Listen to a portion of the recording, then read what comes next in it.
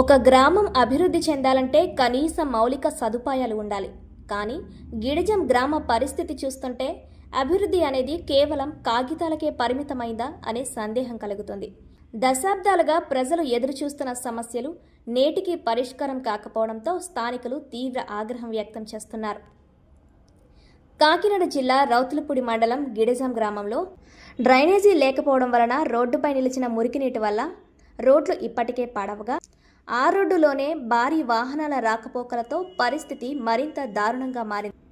ఈ సమస్యపై స్థానిక ఎమ్మెల్యే వరపుల సత్యప్రభ చొరవ చూపి తమ గ్రామ అభివృద్ధిలో నాణ్యత కలిగిన రోడ్డును ఇరువైపులా డ్రైనేజ్ను నిర్మించవలసిందిగా గ్రామ ప్రజలు వేడుకుంటున్నారు. మరింత సమాచారం మా ప్రతినిధి నాని అందిస్తారు. కాకినాడ జిల్లా రౌతులపూడి మండలం గిడజాం గ్రామంలో మనం ఉండడం జరిగింది. ప్రస్తుతం ఇక్కడున్న సమాచార ప్రకారం ఏంటంటే ఎంతోమంది మనకి కాల్ చేయడం జరిగింది. ఎందుకంటే సరైన డ్రైనేజీ వ్యవస్థ లేదని, ఎందుకంటే వాళ్ళు వాడుతున్న మురికి నీరుతో సహా ట్యాంక్ నుంచి వచ్చే నీరు దగ్గర నుంచి కుళాయి పైపుల నుంచి వచ్చే ప్రతి నీరు కూడా రోడ్ల మీద నిలిచిపోయి రోడ్లు అస్తవ్యస్త దిశలో ఉన్నాయని చెప్పేసి స్థానికులు చాలామంది వెలిపించుకుంటున్నారు. ఎందుకంటే ఇది ప్రభుత్వం నిర్లక్ష్యమా, అధికారుల నిర్లక్ష్యమా అని అర్థం కాని పరిస్థితి. ఎందుకంటే పంచాయతీ వ్యవస్థ ఏం చేస్తుంది, ఎందుకంటే నిత్యం వందల కొద్ది లారీలు ప్రయాణించే ఈ రోడ్డు మార్గాన్ని మొత్తం ప్రయాణం చేయాలంటేనే దుర్భర స్థితిలో ఇక్కడ గిరిజన గ్రామం ఉండడం జరిగింది. ఎందుకంటే ఈ ఊరు స్టార్టింగ్ నుంచి ఊరు ఎండింగ్ వరకు కూడా ప్రతి ఒక్కరూ కూడా వారు ఎక్కడ కూడా డ్రైనేజీ లేని పరిస్థితిని మనం గమనిస్తున్నాం. ఎందుకంటే నీరు అన్నది ప్రతి ఒక్క జీవితంలో నిత్యావసర విధానం. అలాంటి ఆ నీరుని కూడా ఎటు పోవాలో తెలియని పరిస్థితిలోంచి వాళ్ళే ఒక గొడవలు ఆడుకునే పరిస్థితి కూడా ఉన్నాయని చెప్పేసి వెలిపించుకుంటున్నారు. ఇప్పుడు ప్రస్తుతం మన ముందు స్థానికులు కొంతమంది ఉన్నారు, వాళ్ళని అడిగి తెలుసుకుందాం. సార్, ఏసీ ఎన్ని సంవత్సరాలు బట్టి నుంచి ఈ యొక్క స్థితి ఉంది, డ్రైనేజీ వ్యవస్థ అసలు ఎందుకు లేదు? మా చిన్నప్పటి నుంచి ఇలాగే ఉన్నదండి. ఒక డ్రైనేజీ లేదు, లారీలు వాహనాలు చూసి విపరీతంగా పెరిగిపోయాయి. ఈ మురుగులో పడి చచ్చిపోతున్నామండి దోమల కాటుకి మేము. చాలా మంది చెప్తుంది ఏంటంటే రోడ్డు మీద ఎక్కువ నీరు నిలిచిపోవడం వల్లే ఈ భారీ వాహనాలు తిరగడంతో రోడ్డు అస్తవ్యస్త స్థితిగా ఉన్నదని చెప్పేసి అంటున్నారు. దాని పట్ల మీరేమంటారు? దాన్ని బట్టి కొంత న్యాయం చేయమని ప్రభుత్వాన్ని కోరుతున్నామండి. మీరు ఎవరికైనా అధికారులు కానీ ఎవరికైనా చెప్పడం జరిగిందా? ఎవరికి చెప్పినా ఎవరో పట్టించుకోలేదండి. ఉండడం జరిగింది. సార్, ఏంటి సరే ఈ దుస్థితి ఎన్ని సంవత్సరాల బట్టి నుంచి ఉంది? కనీసం రోడ్డు మీద మనం మురికిగా వాడే నీరు కూడా రోడ్డు మీద నిలిచిపోయే పరిస్థితి, ఈ డ్రైనేజీలు లేవని చెప్పేసి మొత్తం ఊరంతా గ్రామ ప్రజలంతా కూడా ఊరెత్తున పెడుతున్నారు. దానివల్లే భారీ వాహనాలు తిరగడం వల్ల ఈ రోడ్డు కూడా ఎన్నిసార్లు మరమ్మతులు చేసినా పోవడం జరుగుతుంది అంటున్నారు. దాని మీద మీ అభిప్రాయం ఏంటి? అసలు 2014 కాడి నుంచి డ్రైన్ కొట్టమని ఒలుపుల సుబ్బారావు గారు ఎమ్మెల్యేగా ఉన్నప్పుడు డ్రైన్ కొట్టమన్నాడు. అయినా ఏం జరిగింది, డ్రైన్ కొట్టేటప్పటికి సిమెంట్ రోడ్డు పోసినంత వరకు డ్రైన్ తీసేద్దామని సుబ్బారావు గారు సెలక్షన్ చేస్తే ఇంకా ఆయన దిగిపోయాడు ఎలక్షన్ దగ్గర చేసి. మా మేడమ్మ గారు అన్నారంటే ఇప్పుడు రోడ్డు పాస్ అయిపోయింది బాబు, రోడ్డు పోసేస్తా అన్నారు. ఈ లారీలు చిన్న లోడ్ ఏంటండి, కనీసం 70-60 టన్నులు లోడ్ వేసుకెళ్తుంటే ఇల్లు దద్దిరి వెళ్ళిపోయి ఇల్లు పడిపోలే అన్నాయండి. కనీసం డ్రైను తీయమంటే డ్రైన్ కూడా తీయలేదు, రోడ్డు పోయమంటే రోడ్డు పోయలేదు.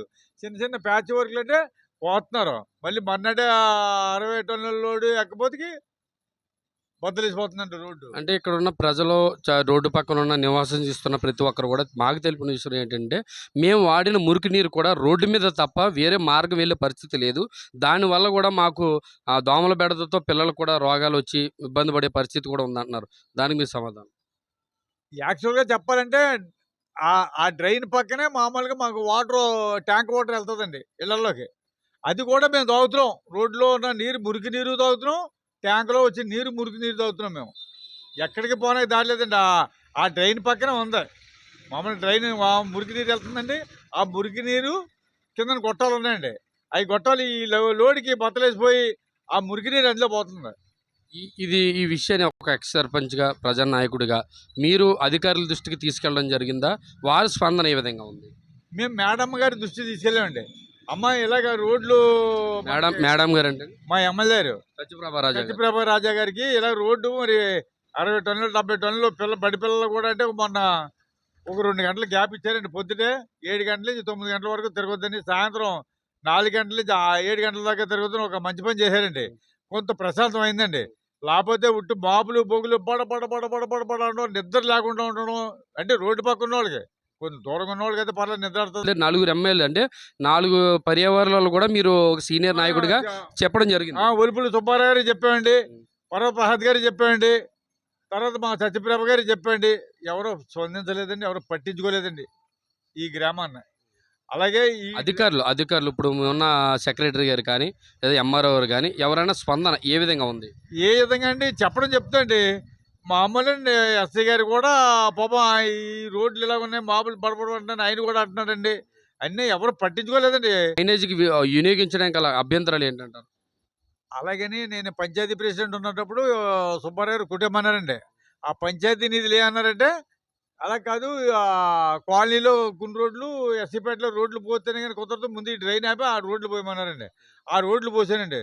దాని బిల్లులు లేవండి. నాకే కాదు, జగన్ పార్టీ వచ్చిన తర్వాత ఎవరికి బిల్లు లేకుండా పోయండి. అప్పుడు డ్రైన్ కొట్టాలండి నేను ఇది. ఈ సైడ్ ఆ సైడును సిమెంట్ రోడ్డుకి 4 అడుగులు ఇచ్చారండి. ఇప్పటికన్నా మీరు అధికారులకు అసలు ఏం చెప్పాలనుకుంటున్నారు? మీ ప్రజల యొక్క ఈ డ్రైనేజీ మురికి నీరు అందులో పోతుంది. అప్పుడు పైప్ లైన్ కూడా మీరు నడిపించుకునే అవకాశం కూడా ఉంటది కదా! పంచాయతీ సెక్రటరీ గారికి ఈ విషయాలన్నీ తెలిసే మౌనంగా ఊరుకుంటున్నారా? ఏ ఏవైనా పంచాయతీ సెక్రటరీ, ఎండిఓకి, ఎంఆర్ఓకి వీళ్ళందరికీ చెప్పిన ఫండ్స్ లేవు ఇప్పుడు. తర్వాత పోందాం నేను చెప్పాను, ఎమ్మెల్యే గారికి చెప్పాం. ఎమ్మెల్యే గారు పోసేస్తారు రోడ్డు, ట్రైన్ తీసే పోతారు ఊళ్ళోను అని చెప్పారండి. ఇంతవరకు అవ్వలేదండి అధికారుల దృష్టికి. నేనే జరుగుతుంది. ప్రజానాయకుడిగా నా వల్ల కూడా అది సాధ్యపడిన పరిస్థితిలో ఉన్నది. ఎందుకంటే మా స్థితికి కారకులు ఎవరు? మా దగ్గర నుంచి ఎంతో ఖనిజ సంపదని ఇదే మార్గం వెంట, ఈ ఊరు వెంట తీసుకువెళ్తున్న పరిస్థితిలో కనీసం రోడ్డు మార్గం లేదు, కనీస ఆ డ్రైనేజీ మార్గం కూడా లేదు. మేము వాడే మా మురికి నీరు కూడా మళ్ళీ ఆ కిందనున్న కుళాయి పైపుల్లో చీల్చిపోయి లోడ్లకొచ్చి లారీలు చీల్చిపోయి అదే నీరుని కూడా మేము త్రాగే పరిస్థితికి, అనారోగ్యాలు పాలయ్యే పరిస్థితి కూడా మేము ఉన్నామని చెప్పేసి ఆయన తెలియజేసుకుంటున్నారు. ఒక వ్యక్తి ఉండడం జరిగినాడు. ఆయన అంధుడు అయినప్పటికీ కూడా తనకి గ్రామం పట్ల, గ్రామ అభివృద్ధి పట్ల ఎంతో క్షుణ్ణమైన విధానం ఉందని చెప్పి యువత అందరూ తెలియజేశారు. అందుకని ఆయనతో మనం ముఖాముఖి మాట్లాడే ప్రయత్నం చేద్దాం. సార్ నమస్తే సార్. నమస్తే అండి. సార్ అసలు మీ ఊళ్ళో గల సమస్యలు ఏంటి? దాన్ని ఏ విధంగా మీరు పరిష్కరించాలని కోరుతున్నారు? అధికారులకు కానీ నాయకులకు కానీ మీరు చెప్పదలుచుకున్న సలహా సూచన ఏంటంటారు? మా ఊర్లో మెయిన్ సమస్య ఆర్ఎంబి రోడ్ సమస్య ఎక్కువగా ఉందండి. మాకు వందల కొలది లారీలు అంటే ఈ ఈ మా ఊరే కాకుండా ఈ లైన్ పెద్ద లైను ఇంచుమించులో 40-30 ఊళ్ళకి ఈ లైన్ నుంచి వెళ్తాయి సార్. బండ్లు కావచ్చు, లారీలు, స్కూల్ బస్సులు కావచ్చు, మొత్తం స్కూల్ పిల్లలు మొత్తం మీద. అలాంటి పరిస్థితుల్లో ఒక 60-80 టన్నుల లారీలు మాపులు పొగులు ఏకొద్దనగా కాకుండా మాకు ఎడతెరిపి లేకుండా వెళ్తూ ఉంటాయండి. అసలు కనీసం రోడ్డు మీద నడ్డానికి కూడా అవకాశం ఉండలేదండి. డ్రైనేజ్ అటువైపు డ్రైనేజ్ లేదు, ఇటువైపు డ్రైనేజ్ లేదు. రాక ఆ ట్రాఫిక్ జామ్ అయిపోతున్నారు సార్. బడిలో పిల్లలు కూడా చదువుకోలేని పరిస్థితి అయిపోయిందండి. అలాగనే ఇక్కడ ధూళి మితంగా మీరు చెప్తున్నాము కదండి, మీరు అలాగే చూడండి. ఒక లారీ వేసినప్పుడు 100 ఇంచి ఒక అంగుళం ధూళి లారీతో వస్తుందండి. ఆ ధూళంతా మేము పీల్చుకుంటున్నామండి. అంతేకాకుండా కనీసం రోడ్డు సౌకర్యం కూడా మాకు లేదండి.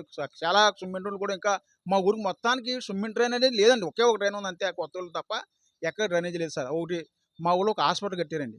హాస్పిటల్ బ్రహ్మాండం కట్టారు. కానీ అందులో సరైన డాక్టర్ లేక ఒక మాత్రగానే వెళ్తే మాకు బీపీ మాత్రం ఒక రకం వచ్చేమో ఒక రకం రాలేదు. ఇలాగా అన్ని ఇబ్బందులు ఉన్నాయి సార్.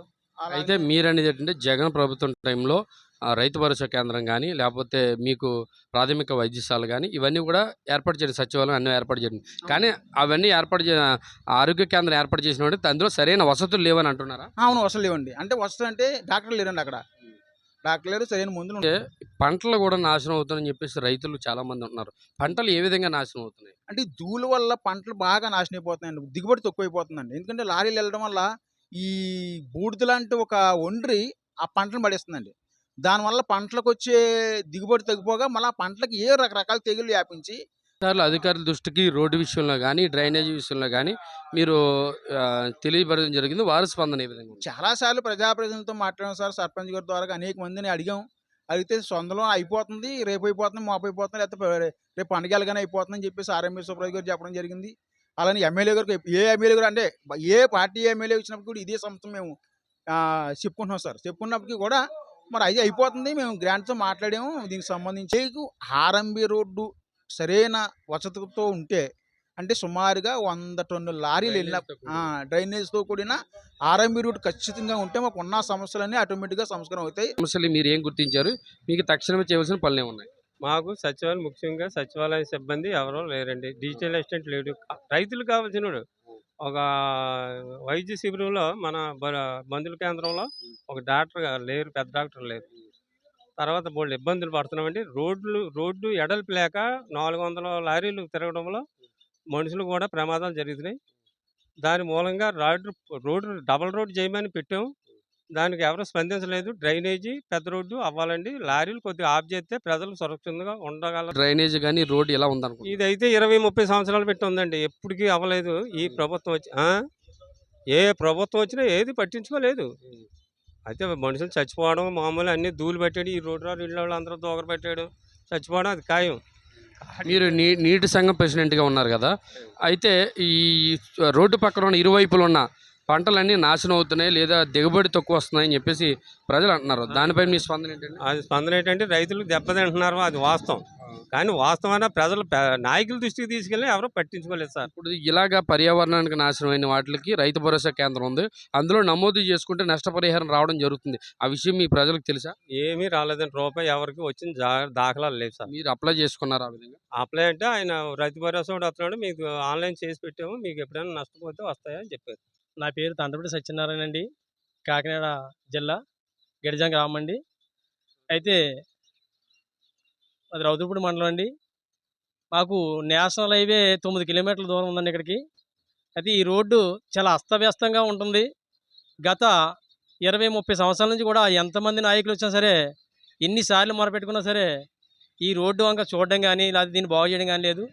అనేక మంది ప్రాణాలు పోతున్నాయి. ఒక్కో ప్రాణం విలువ సింపుల్గా 2-3 లక్షలతో తేల్చేసి దాన్ని సరైన న్యాయం జరగకుండా ఉందండి. ఈ హెవీ లారీలు వెళ్ళడం వల్ల, హెవీ టన్నోజు వెళ్ళడం వల్ల ఈ రోడ్డు యొక్క స్థాయికి మించి ఆ బరువు వెళ్ళడం వల్ల నొక్కేస్తుంది.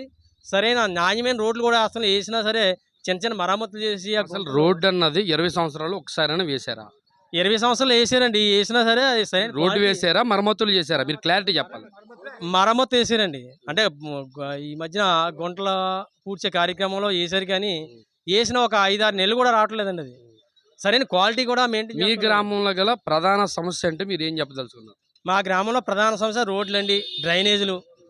ఆ డ్రైనేజ్ సిస్టమ్ అసలు లేదండి. ప్రతి వాడి నీరంతా కూడా మెయిన్ రోడ్ మీద రావడం జరుగుతుంది. ఇదే దృష్టిని ఎమ్మెల్యే గారికి, ఏ ఎమ్మెల్యే గారు వచ్చినా సరే ఎమ్మెల్యే గారు తీసుకెళ్ళినా సరే ఏ ఎమ్మెల్యే గారు పంపిస్తున్నాం అవుతులేదని చెప్తున్నారు. కానీ ప్రస్తుతం ఉన్న కూటమి ప్రభుత్వంలో ఎమ్మెల్యే గారి దృష్టికి తీసుకెళ్ళమని అనేక మంది చెప్తున్నారు. మీరు కూడా తెలియపరిచారు. ఎమ్మెల్యే గారి స్పందన ఏ విధంగా ఉంది? వరుపుల సత్యప్రభ రాజయ్య గారు. వరుపుల సత్యప్రభ రాజయ్య గారు ఎమ్మెల్యే గారి దృష్టి తీసుకెళ్ళమండి.